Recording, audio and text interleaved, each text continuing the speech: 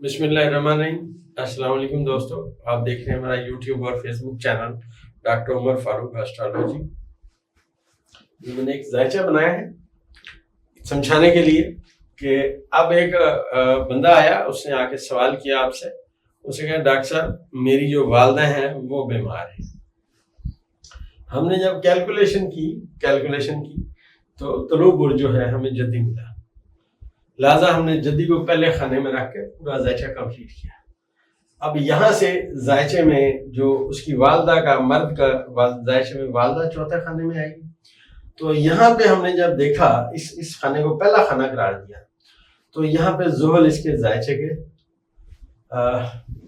12वें खाने में बैठा हुआ है और इनके जायचे के जो छठे खाने में, इनकी वालदा के जायचे के छठे खाने में बुर्ज शुबला में जाम बैठा हुआ। अब हमने उसको कहा कि आपकी वालदा बीमार हैं बड़े अरसे से, उनके पाँव में उन्हें क्या तकलीफ है। वो बड़े हैरान हुए, उन्होंने कहा हाँ जी मेरी वालदा के पाँव में दर्द है। बात समझ आ गई मेरी कि हमने जायचा बनाया, हमने दलील देखी, सिम्टम्स कहाँ की, उनका पाँव पे गई। अब डायग्नोज यहाँ आया, हमने कहा कि उनको कब्ज रहती है बहुत अरसे से और एक अरसे से उनको बड़ी आंत में मसला है, कमर में दर्द है। उनका जी बिल्कुल यही है, ठीक है ना। अब यहाँ याद रखिए, मैं आपको ये डायग्नोज करना सिखा रहा हूँ कि हमने उसकी वालदा को यहाँ, मतलब ये तो मैंने आपको समझाने के लिए लिखा है, असल में इस बुर्ज हमल को हम यहाँ लिखेंगे नए जायचे में, और ये सारे हमल 114 सारे लिख के भरेंगे, फिर ये उनका जायचा। क्योंकि मेरा तो एक्सपीरियंस है, उम्र गुजरी है इसी दश्त की सयाही में, मैं तो यहीं से पढ़ लेता हूँ। लेकिन आप लोगों को चाहिए कि इस जायचे को एक अलग कागज पर बनाए। तलू बुर्ज जद्दी ने बंदाया, उसने कहा जी मेरी वालदा बीमार है। ओके, अब हमने उसकी वालदा का जायचा बनाना है, तो हमने जायचे में से चौथे खाने को पहला खाना करार दे दिया, ताले करार दे दिया। ताले का मकाम सर से तलक रखता है, नुक्ते आगाज से तलक रखता है। क्या कोई ऐसा आपने बंदा देखा जिसका सर ना हो? कोई चीज ऐसी देखी हो जिसका सर ना हो? वो कहते हैं उसका सर पैर नहीं है, इसका मतलब वो कुछ भी नहीं है। सर जो है उसका कायम करना है आपने। वालदा का सर कायम किया आपने जायचे के चौथे खाने से। वालद यहाँ आया, बीवी इसकी यहाँ आई, छोटे बहन भाई यहाँ आए, छोटा भाई बहन भाई यहाँ आया, बड़ा बहन भाई यहाँ गया, उससे बड़ा भाई यहाँ आया, उससे बड़ा भाई यहाँ आया।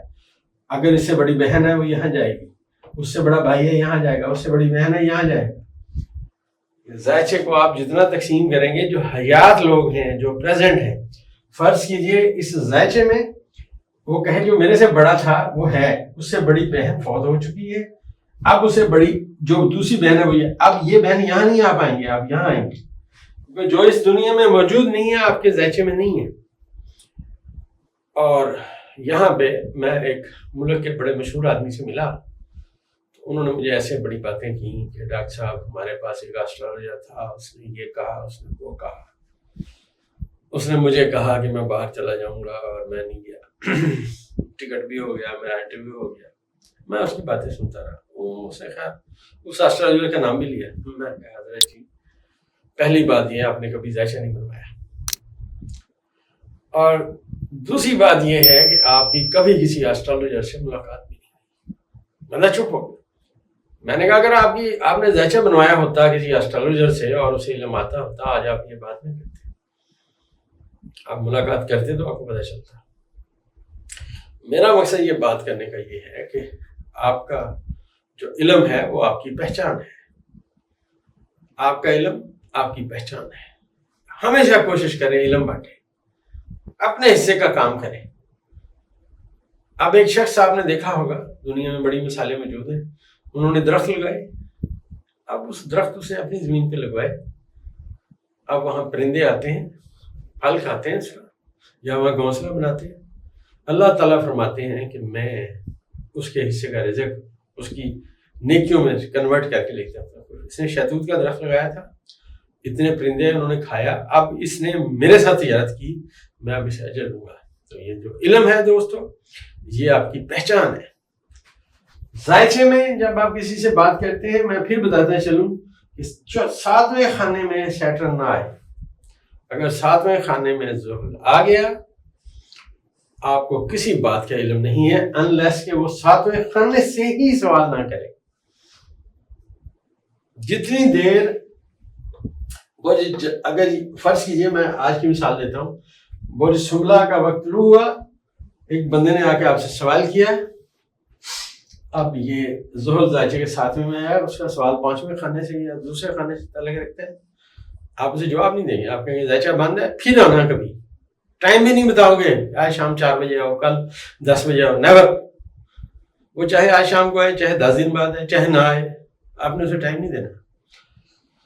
زائچہ بند ہے. اب جتنی دیر میں برج سمبلا طلوع رہے گا اتنی دیر میں آسٹرالوجر کا علم کام نہیں کرنا، چپ کر کے بیٹھے رہے. آپ عام انسان ہیں، یہ زائچہ بند ہے. اور یہاں پہ جنہیں شدید وہم ہے، ہمیں علم آتے ہیں، ان کو یہی نہیں پتا زائچہ بند ہوتا ہے. میں نے ایک سال سے پوچھا، میں کہا زائچہ بند ہوتا ہے، اس نے کہا یہ رمل ہے زائچہ بند ہوگا، رمل میں زائچہ بند ہوتا ہے. میں کہا ویری گڈ. میں چپ کر گیا. زائچہ اسٹرالوجی میں بھی بند ہوتا ہے، رمل میں بھی بند ہوتا ہے. زائچے کا یہ جو قاعدہ کلیہ ہے اس کو پڑھنے کا، اسٹرالوجر خود زائچے کے 7ویں خانے میں بیٹھا ہوتا ہے، حال کے خانے میں بیٹھا ہوتا ہے. ایک بندہ آپ سے فون کر رہا ہے، ساؤتھ افریقہ سے فون کر رہا ہے. ساؤتھ افریقہ میں صبح 6 بجے 10 منٹ میں فرض کیجیے، آپ کے یہاں دن کے 2 بجے. میں مثال دے رہا ہوں. آپ پاکستان میں دن کے 2 بجے کا زائچہ بنائیں گے، یہ نہیں کہیں گے کہ وہاں پہ یہ برج طلوع ہے، ہرگز نہیں. آپ اسٹرالوجر 7ویں، میرا ایکسپیرینس ہے، میں نے ذاتی کیا. ہم نیٹ پہ بیٹھے ہوئے تھے تو ایک خاتون نے مجھ سے سوال کیا کہ میرا جو ہے زیور چوری ہوا ہے.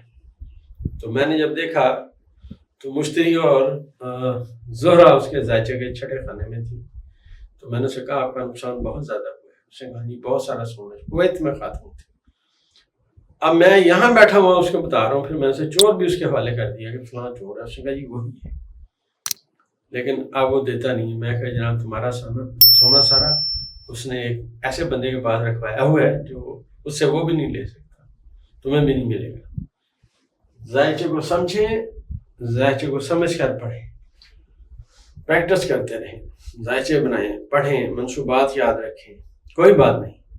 آج جب ہم پہلے دن اسکول گئے تھے تو ہمیں سارے سبق نہیں آتے تھے، الف نار بے بکری سے ہم نے شروع کیا تھا. ایسے ہی آہستہ آہستہ علم کو پڑھیں، اس کو ہضم کریں، اس کے ساتھ ساتھ چلتے رہیں، زائچہ بنایا کریں. آپ کا کوئی عزیز کوئی بات کرتا ہے، کوئی بات نہیں، اس کی بات سنیں، وقت لکھ لیں. یار اس وقت 11:10 ہوئے، لکھ لیں فلاں تاریخ ہے 11:10. اس نے کہا یار میری کتاب گم ہو گئی ہے. اوکے، اسے نہ بتائیں، آپ اس کی کتاب ڈھونڈیں، زائچے میں تالے قائم کریں. ٹھیک ہے. اب تالے کا حاکم جو ہے وہ گمشدہ کتاب ہے، اس کو ڈھونڈنے کی ضرورت ہے. اب تالے کے حاکم میں ہم نے دیکھا کہ جو جدی ہے اس کا حاکم زحل برج حوت میں بیٹھا ہوا راس کے ساتھ ہے.